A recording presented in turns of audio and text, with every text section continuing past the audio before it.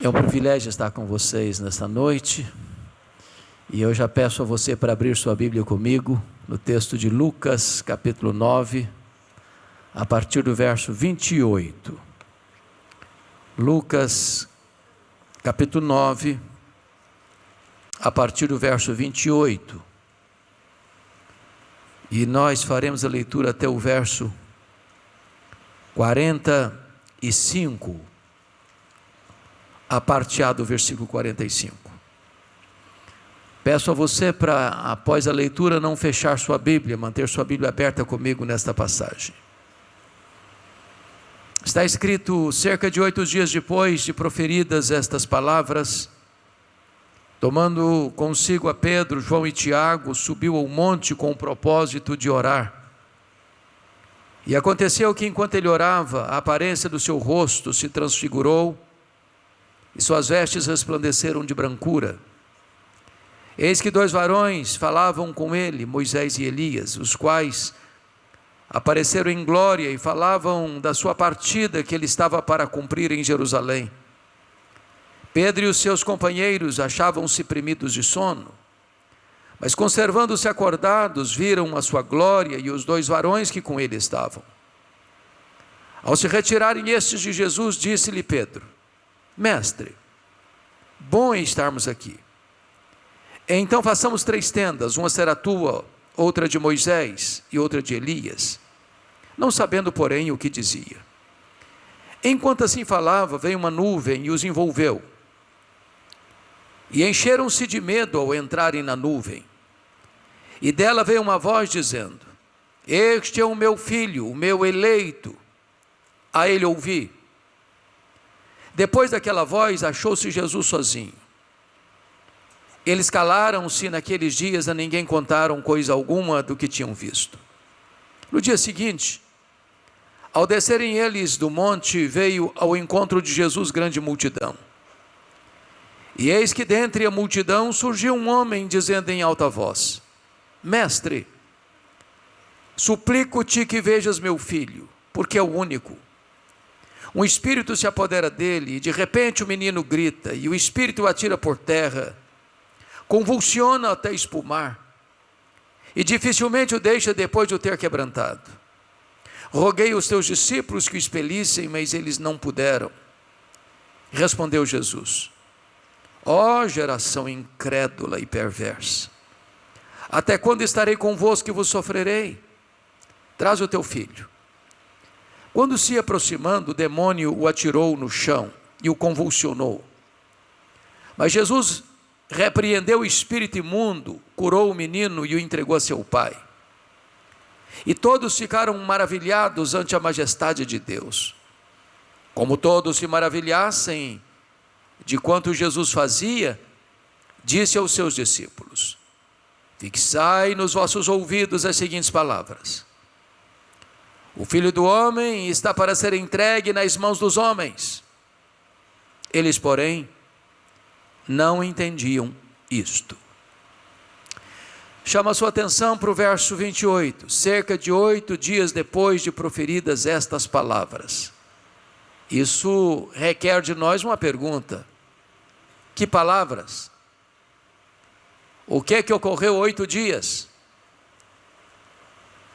Qual é o elo de ligação do que ocorreu a semana passada com o que está acontecendo agora? E a resposta está lá em Mateus 16. Diz a Bíblia que Jesus estava caminhando com seus discípulos no extremo norte de Israel, lá nas fraldas do Monte Hermon, lá em Bânias, onde nasce o Rio Jordão, lá em Cesareia de Filipe, quando ele faz uma enquete com seus discípulos e pergunta para eles: quem dizem os homens ser o Filho do Homem? Em outras palavras, o que o povo comenta a meu respeito? E os discípulos responderam: uns dizem que tu és João Batista, outros dizem que tu és Elias, outros dizem que tu és Jeremias, outros dizem que tu és alguns dos profetas. Em outras palavras, ninguém sabia nada a respeito de Jesus. A ignorância era generalizada. Então Jesus se volta para os discípulos e pergunta: e vós, quem dizeis que eu sou? E Pedro, que era um líder, e Pedro, que era um falante, e Pedro, que não suportava que ninguém respondesse na frente dele, responde pelo grupo e diz: tu és o Cristo, o Filho do Deus vivo. Talvez até aguardando um elogio de Jesus. Parabéns, Pedro, você é um homem iluminado, você é um homem antenado, você é um homem que sabe das coisas. Mas não foi a resposta de Jesus. Jesus respondeu assim: bem-aventurado és, Simão Barjonas, porque não foi carne e sangue quem tu revelaram, mas o meu Pai que está nos céus. Em outras palavras, ô Pedro, você só sabe quem eu sou porque o Pai me revelou para você. Porque se o Pai não tivesse me revelado para você, como os demais, você também não saberia quem eu sou. E eu também te digo que tu és Pedro, e sobre esta pedra edificarei a minha igreja, e as portas do inferno não prevalecerão contra ela. Está aqui, meus irmãos, em Mateus 16, 18, um dos textos mais importantes da Bíblia, de cuja correta interpretação depende o futuro do cristianismo. Quem é a pedra sobre a qual a igreja está edificada? Nesses 20 séculos de cristianismo, 3 posições se cristalizaram. Uma delas, subscrita hoje por cerca de 800 milhões de pessoas, é que Pedro é a pedra. Há uma famosa frase em latim: ubi Petros, ibi ecclesia. Onde está Pedro?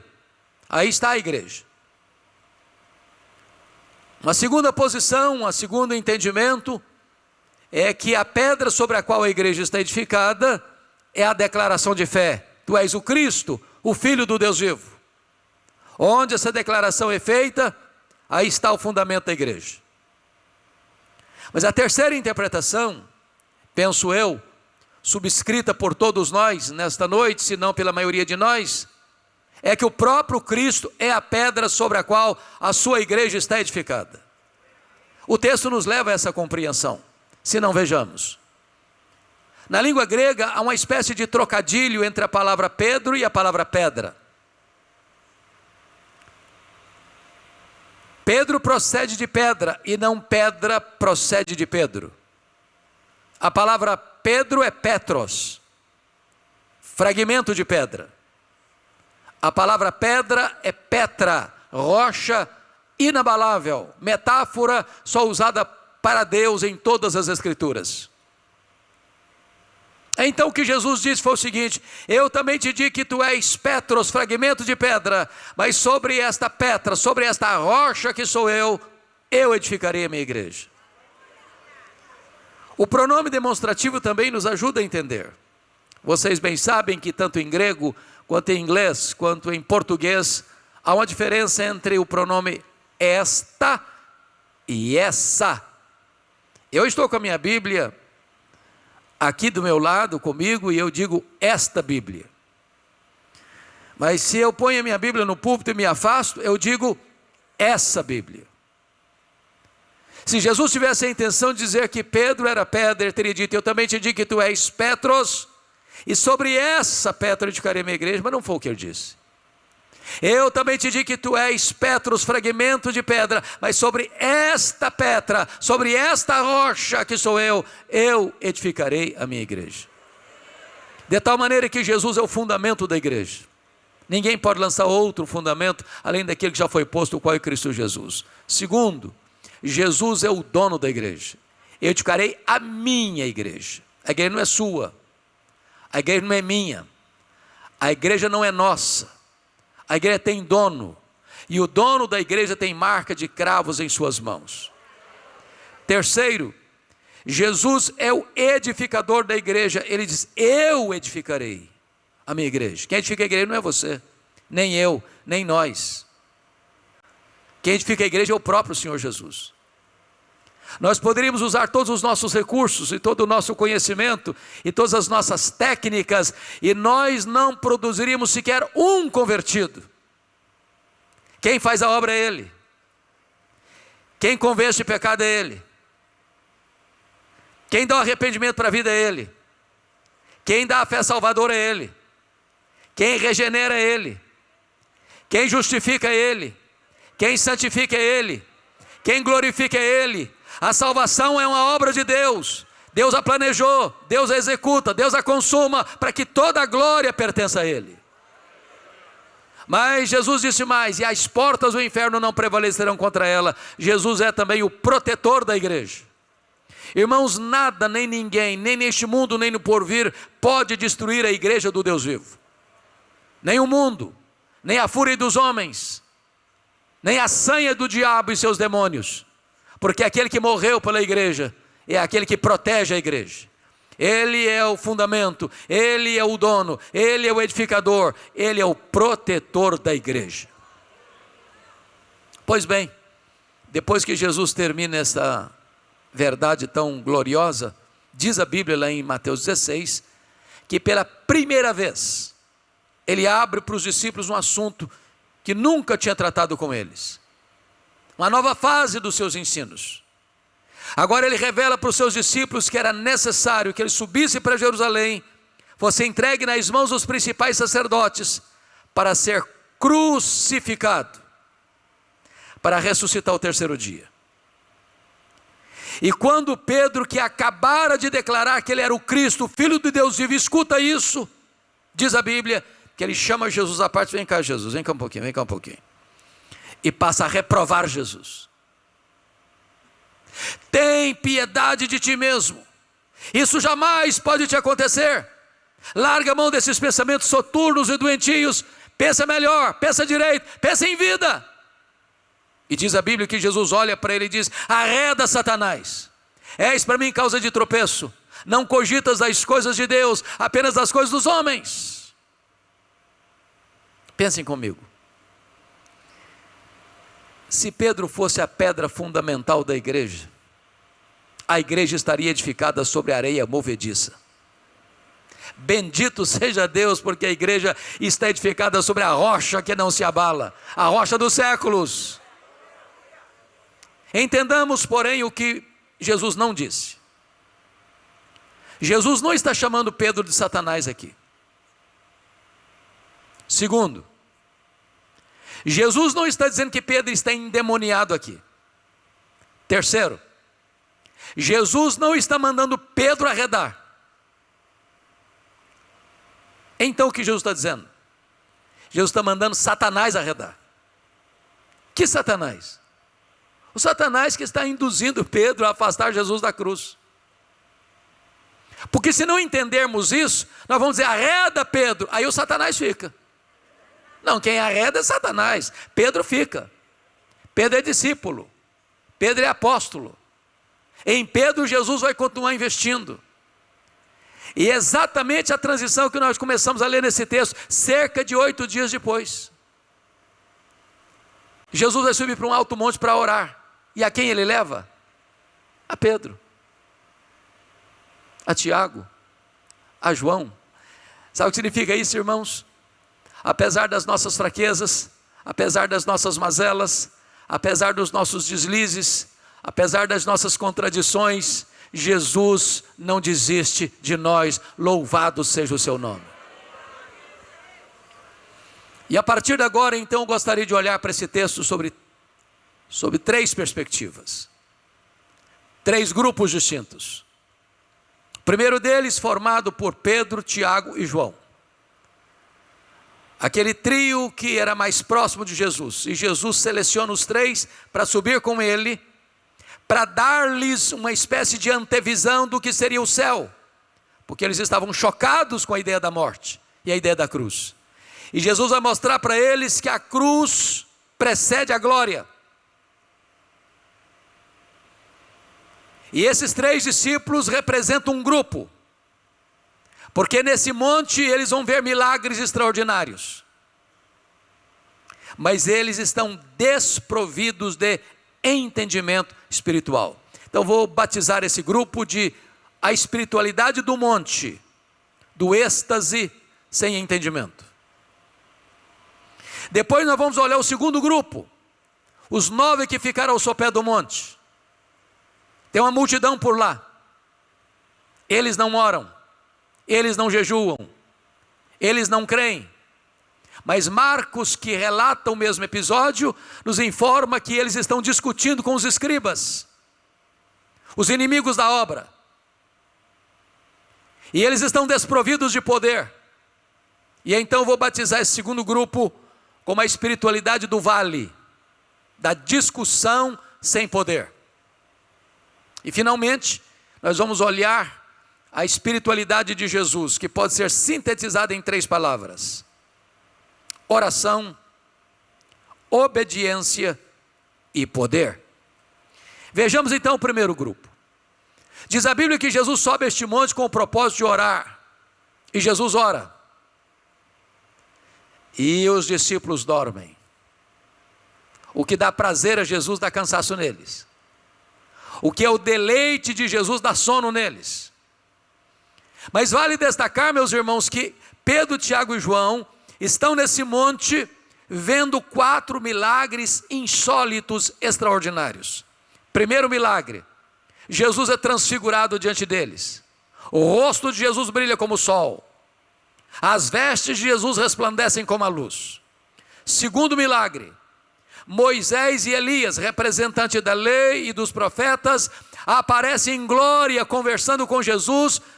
Versículo 31, sobre a sua partida para Jerusalém, ou seja, sobre a sua morte na cruz. Terceiro milagre: uma nuvem luminosa os envelopa, e eles são tomados de grande pavor ao entrarem nesta nuvem luminosa, nessa nuvem de glória.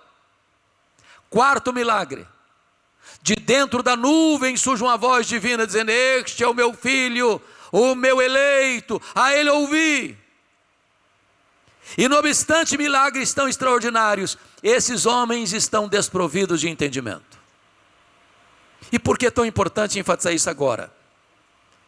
É porque nós estamos vivendo uma geração que está correndo atrás de milagres, ávida por ver milagres, acreditando em milagres que nunca ocorreram, pregando ou anunciando milagres que nunca aconteceram,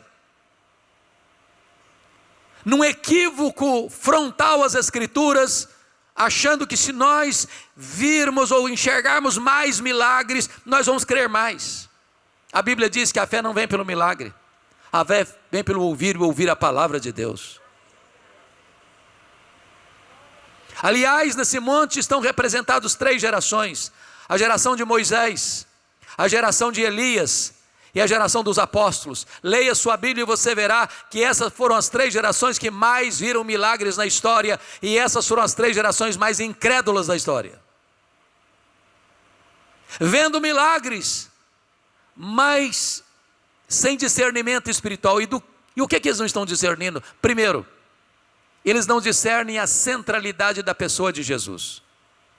Quando Pedro disse assim: mestre, bom estarmos aqui, vamos fazer 3 tendas, uma será tua, outra de Moisés, outra de Elias. Diz a Bíblia que ele não sabia o que estava falando. E por que ele não sabia o que estava falando? Porque estava falando uma bobagem. Que bobagem? Pedro está comparando e equiparando Jesus a Moisés, o representante da lei, e a Elias, o representante dos profetas. Mas Jesus não é apenas um grande homem entre os homens, Jesus é o próprio Deus entre os homens. Ele é único, ele é singular, ele é incomparável. Você vai ver na história alguns homens, você chama Alexandre o Grande, Herodes o Grande, Napoleão o Grande. Você não vai encontrar Jesus o Grande. Ele não é grande, ele é absoluto, ele é único, ele é absoluto, ele é Deus, ele é incomparável. Vendo milagres, mas não discernindo a centralidade da pessoa de Jesus. Segundo, vendo milagres, mas não discernindo a centralidade da missão de Jesus. Notem vocês, versículo 31, que a pauta da reunião de Moisés e Elias com Jesus no monte foi sobre a sua partida. A palavra no grego aí é a palavra êxodos, de onde vem a nossa palavra portuguesa êxodo. E o que foi o êxodo? Senão a libertação de Israel da escravidão do Egito. E o ponto nevrálgico da libertação foi a morte do Cordeiro, o sacrifício feito, o sangue derramado, o sangue aplicado. E na verdade o nosso êxodo aconteceu aonde? Na cruz do Calvário, quando o Cordeiro de Deus foi imolado e quando o seu sangue foi vertido, ali aconteceu o nosso êxodo, ali as nossas algemas foram quebradas, ali o preço foi pago, ali a nossa redenção foi adquirida. Agora notem, diz a Bíblia, quando Jesus desce do monte, Jesus liberta o menino endemoniado. E o versículo 43 nos informa que todos ficaram maravilhados do quanto Deus fazia por intermédio dele. E a pergunta é: todos quantos? Todos quem? E a resposta é toda a multidão e os discípulos inclusive. Só que Jesus viu nessa admiração um perigo, uma ameaça. Que perigo, que ameaça? A mesma que ocorrera lá em João 6. Vocês se lembram que quando Jesus multiplicou pães e peixes, lá em João 6, a multidão quis arrebatar Jesus para fazê-lo um rei, um Messias político, apenas um operador de milagres, que vinha alimentar famintos, curar enfermos, purificar leprosos, libertar endemoniados. E quando Jesus percebeu que a agenda da multidão era essa, ele tirou os discípulos do local. Ele forçou os discípulos a sair do ambiente. E ele ficou sozinho despedindo as multidões, porque Jesus não queria que os discípulos enfrentassem essa agenda perigosa de um Messias apenas político. Ele não veio ao mundo apenas para fazer milagres, ele veio ao mundo para morrer pelos nossos pecados. Agora Jesus percebe a mesma coisa. E então no verso 44, perceba comigo aí, Jesus não fala para a multidão, Jesus se volta para os discípulos e diz assim para eles: fixai nos vossos ouvidos as seguintes palavras: o Filho do Homem vai ser entregue nas mãos dos homens. Trocando em miúdo, sabe o que Jesus está dizendo para eles? Não pensem vocês que eu vou mudar minha agenda, não pensem vocês que eu vim ao mundo apenas para fazer milagres. Entendam isso, compreendam isso, é para a cruz que eu estou indo, a cruz é o meu destino. É para lá que eu vou, porque é lá que vai acontecer o êxodo de vocês, é lá que a salvação de vocês vai ser consumada. Mas o versículo 45 diz que eles não entenderam isto. Vendo milagres, mas sem discernir quem é Jesus, vendo milagres, mas sem discernir o que Jesus veio fazer. Meus amados irmãos, este é um grande perigo ainda hoje. Quantas pessoas que estão correndo atrás de milagres, mas não entenderam ainda a essência do cristianismo, do que é uma vida cristocêntrica, do que é uma igreja cristocêntrica, do que é a ênfase mais importante das Escrituras. Jesus está no centro da eternidade, da história, da igreja, da Bíblia, do céu, de todas as coisas. Ele é o centro. Mas vamos agora para o segundo grupo. Os 9 que ficaram no sopé do monte. Eles também não oraram. Eles também não jejuaram. Eles também não tiveram fé. E Marcos 9 vai nos informar que eles começam a discutir com os escribas. E quem eram os escribas? Os teólogos, os doutores da lei, os opositores de Jesus. E aqui está um grande perigo para a igreja cristã no nosso tempo. Qual o perigo? O perigo de discutir a obra em vez de fazer a obra. Há espaço para discussão? Claro que há. Nós temos uma matéria no seminário que todos nós que passamos por lá estudamos, apologética. Há momento para defender sua fé.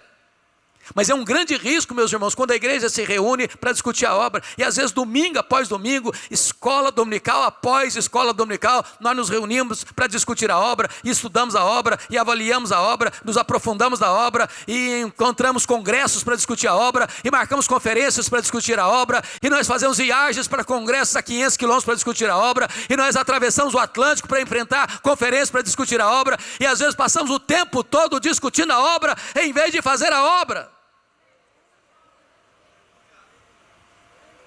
E enquanto discutimos a obra, o diabo age.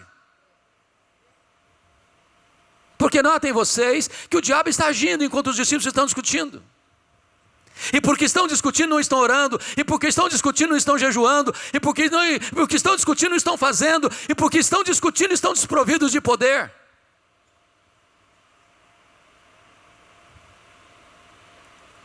E o que é cruel é que o diabo age com requinte de crueldade porque tem um menino, filho único, endemoniado. E o que é pior é que ele está dessa maneira desde a sua infância. Meus irmãos, paremos um pouquinho aqui para fazer uma pergunta. Quem de nós tem alguma dúvida hoje de que existe uma agenda perversa, supra-humana, demoníaca, por trás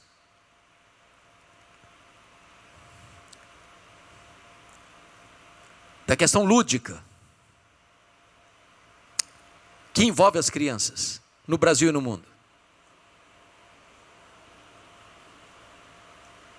É muito ocultismo, é muita violência, é muita loucura. Há uma mente perversa querendo distorcer e destruir as crianças. Há poucos dias eu fiquei chocado, pastor, quando li aqui no Brasil, de uma escola no interior do Brasil, onde o diretor da escola descobre um livro didático que veio para ser estudado como literatura didática para a escola, com a história macabra. E o livro relatava o fato de um pai propondo casamento com a filha, casar com a filha, e destronar a mãe, a esposa, e transformar a mãe, a esposa, em escrava. E a filha rejeita a proposta de casamento do pai, e o pai persegue a filha. E o pai, sentindo-se rejeitado pela filha, resolve dar a filha para outro homem, e a menina, rebelada com a situação, amargurada com a situação, comete suicídio. E eu pergunto a vocês, que pedagogia tem isso? Que propósito tem isso? Que lição tem isso? A não ser confundir a mente, a não ser destruir os valores da família, a não ser solapar os alicerces da família, a não ser trazer transtorno para a família. Há uma mente por trás. O que é curioso é que os discípulos estão desprovidos de poder para resolver essa demanda. É triste quando a igreja não tem poder. E eu fico imaginando a cena que quando esse pai fica sabendo que os discípulos de Jesus estão na região, eu acho que ele vai para lá cheio de expectativas, e agora eu vou encontrar resposta para o meu problema, agora tem homens de Deus aqui na região, e esses homens de Deus vão trazer resposta para minha casa, e se frustra.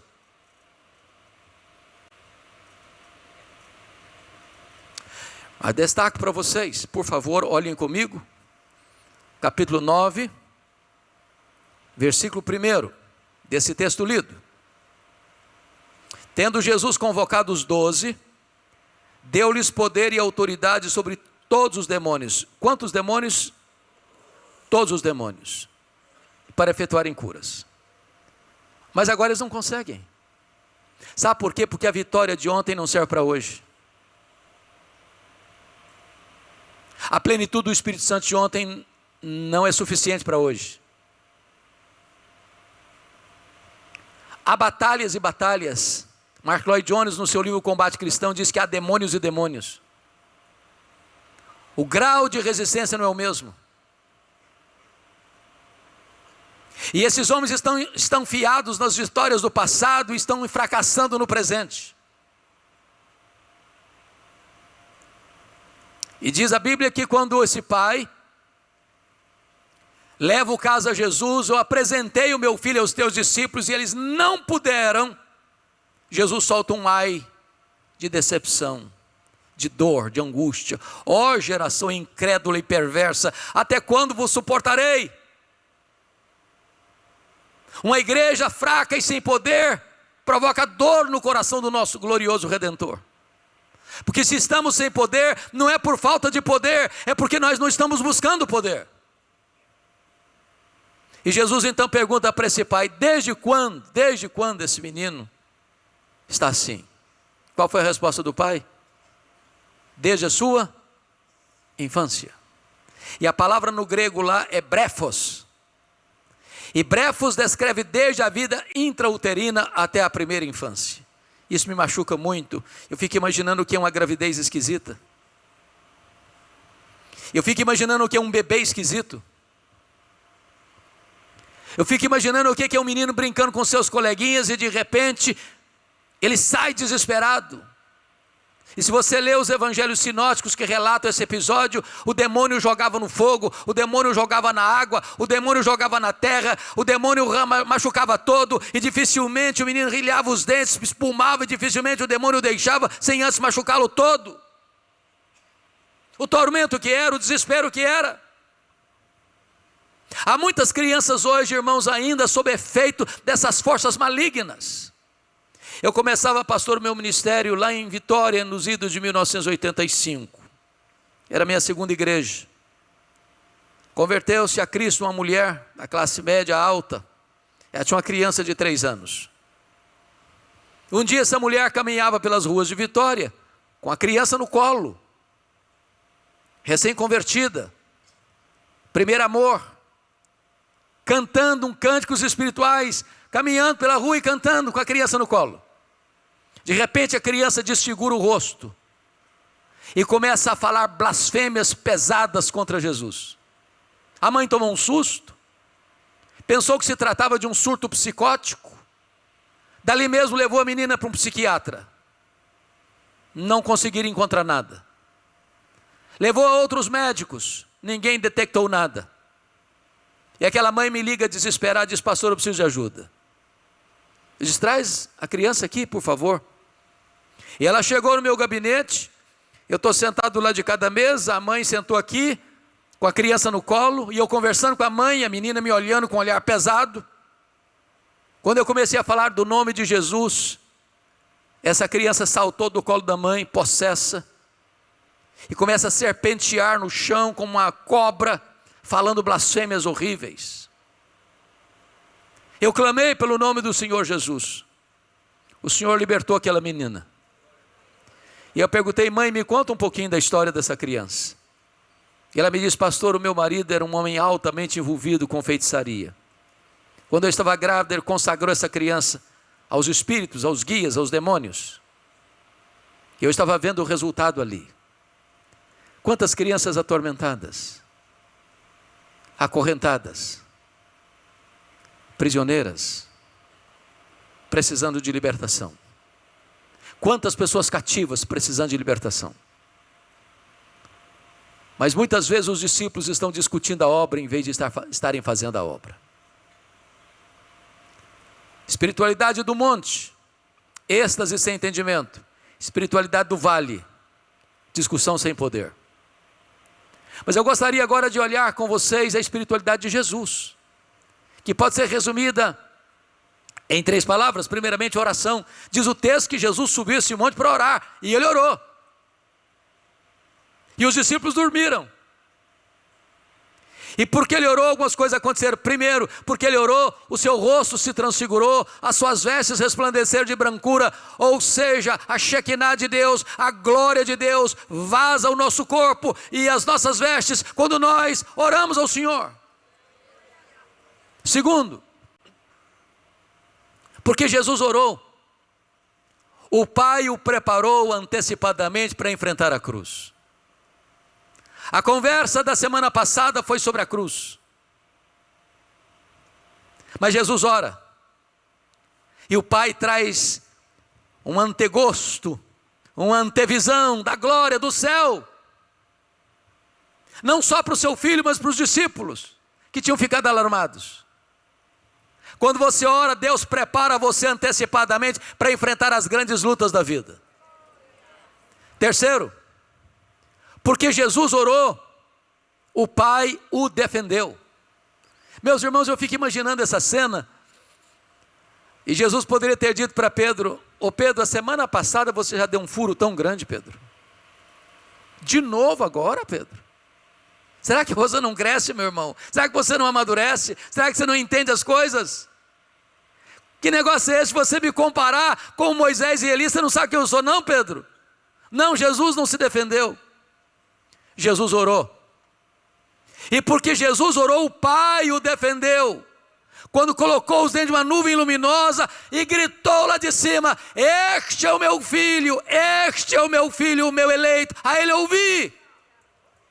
E quando eles abriram os olhos, não tinha nem Moisés e nem Elias mais. É só Jesus, é só Jesus, é só Jesus.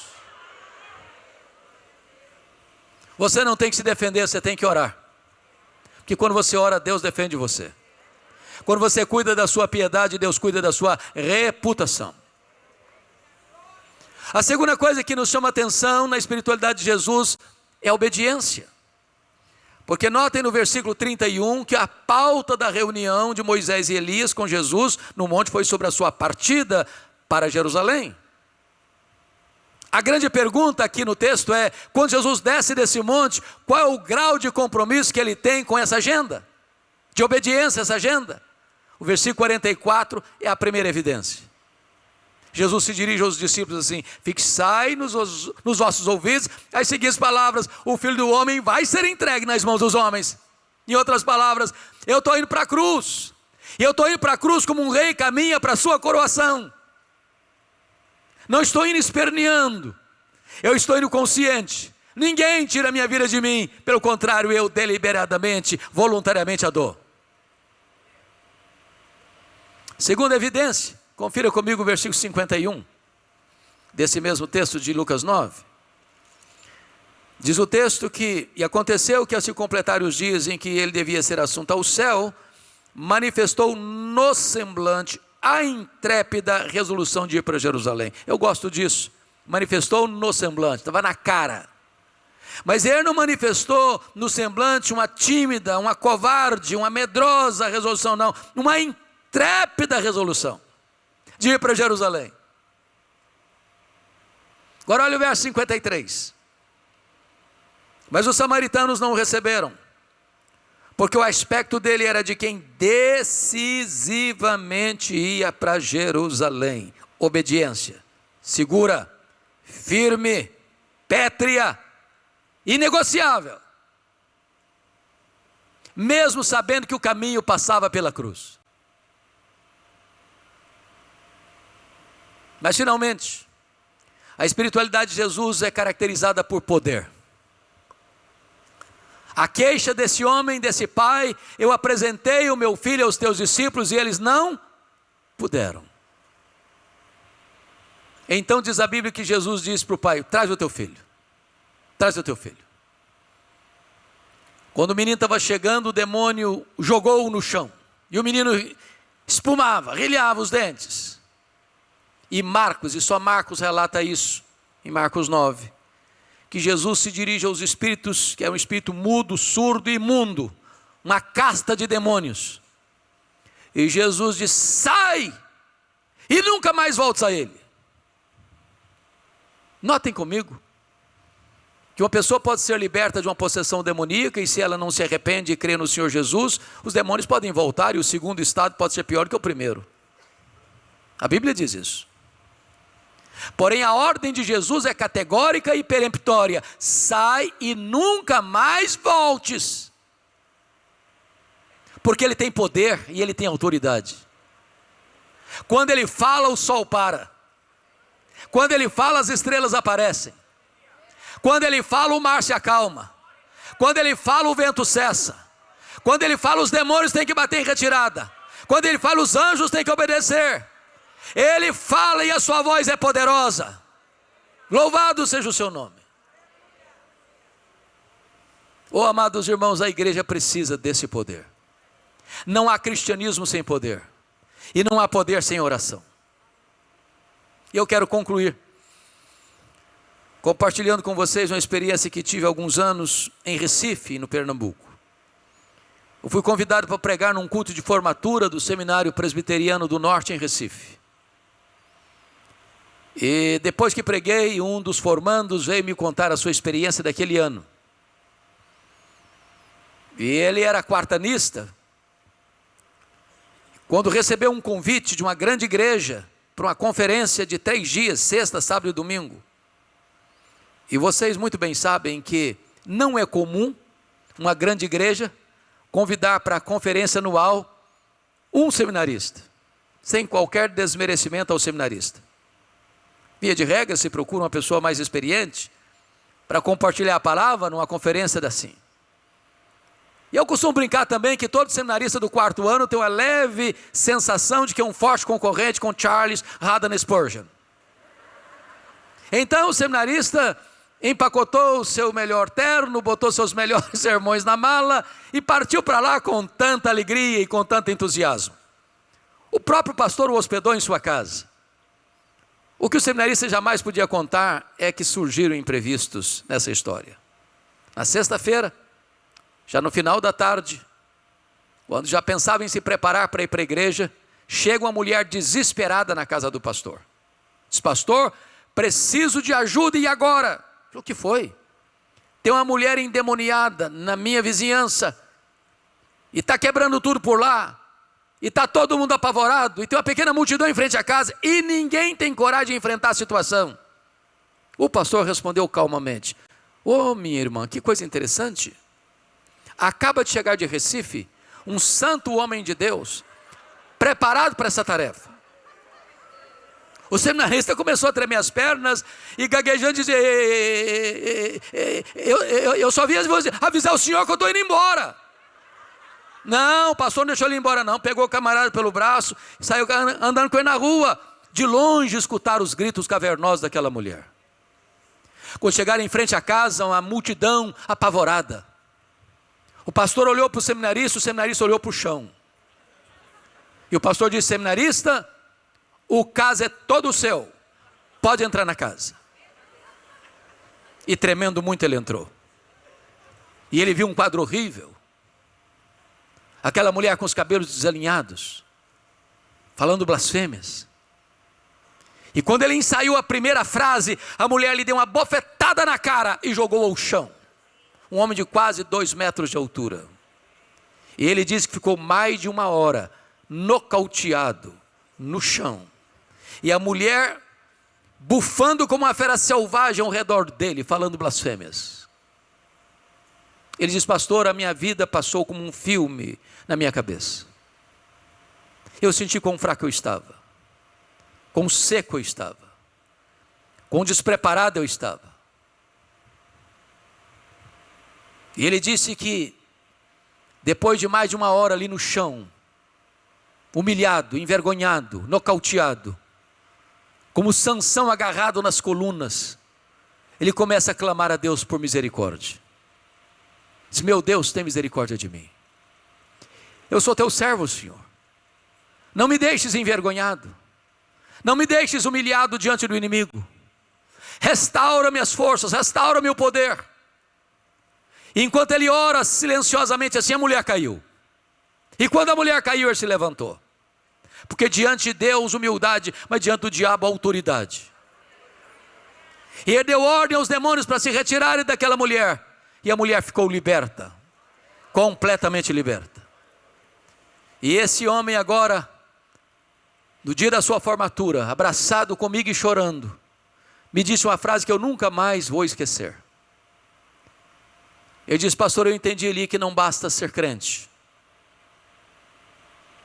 não basta ser seminarista, não basta ser um diácono, não basta ser um presbítero, não basta ser um evangelista, não basta ser um missionário, não basta ser um pastor, não basta ser um teólogo, é preciso ter o poder do Espírito Santo de Deus. Eu preciso desse poder, você precisa desse poder. Não queremos a espiritualidade do monte, do êxtase sem entendimento. Não queremos a espiritualidade do vale, da discussão sem poder. Precisamos da espiritualidade de Jesus, da oração, da obediência e do poder. Que Deus nos ajude, que Deus nos abençoe, que Deus nos visite com o seu poder nesta noite. Amém.